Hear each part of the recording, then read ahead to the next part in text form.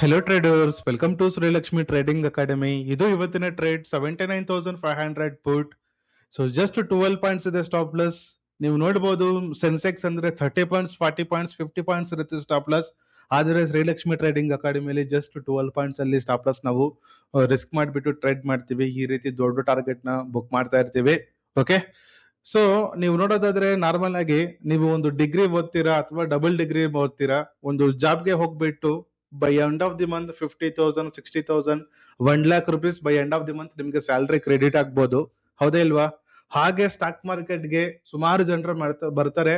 Stock market ಅಲ್ಲಿ ದುಡ್ಡಿದೆ ಅಂತ ಡೈಲಿ 1 ಲಕ್ಷ ಅರ್ನ್ ಮಾಡಬೇಕು, 50,000 ಅರ್ನ್ ಮಾಡಬೇಕು ಅಂತ ಲಕ್ಷಾಂತರ ರೂಪಾಯಿ ಸ್ಟಾಕ್ ಮಾರ್ಕೆಟ್ಗೆ ತಗೊಂಡ್ ಬರ್ತಾರೆ.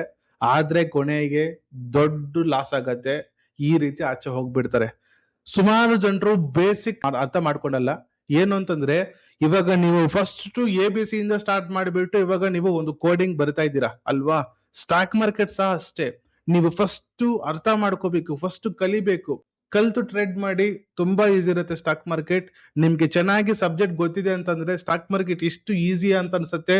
ನಿಮ್ಗೆ ಸಬ್ಜೆಕ್ಟ್ ಗೊತ್ತಿಲ್ಲ ಅಂತಂದ್ರೆ ಏನಪ್ಪಾ ಇದು ಈ ರೀತಿ ಆಗ್ತಿದೆ, ಡ್ಯಾನ್ಸ್ ಆಗ್ತಿದೆ ಅಂತ ನೀವು ಹೇಳ್ತೀರಾ. ಅದಕ್ಕೆ ಹೇಳೋದು, ಆಲ್ವೇಸ್ ಕಲಿಬೇಕು. ಇವಾಗ ನೋಡಿ, ನಾನು ಇಲ್ಲಿ ಟ್ರೇಡ್ ಮಾಡಿದ್ದೀನಾ, ಈ ಒಂದು ಟ್ರೇಡ್ ಅಲ್ಲಿ 100 ಪಾಯಿಂಟ್ಸ್ ಹೋಗತ್ತೆ ಅಂತ ನನಗೆ ಗೊತ್ತು. ಹಾಗಾಗಿ ನಾನು ನನ್ನ ಹತ್ರ ಇರೋ ಒಂದು ಸ್ಕಿಲ್ಸ್ ನಾನು ಇಲ್ಲಿ ಡಿಪ್ಲೈ ಮಾಡ್ತಾ ಇದ್ದೀನಿ, ಎಕ್ಸಿಕ್ಯೂಷನ್ ಮಾಡ್ತಾ ಇದ್ದೀನಿ. ಹಾಗಾಗಿ ಟ್ರೇಡ್ ನ ಹೋಲ್ಡ್ ಮಾಡ್ತಿರೋದು, ಟಾರ್ಗೆಟ್ ಸಹ ಬುಕ್ ಮಾಡ್ತಾ ಇದ್ದೀನಿ.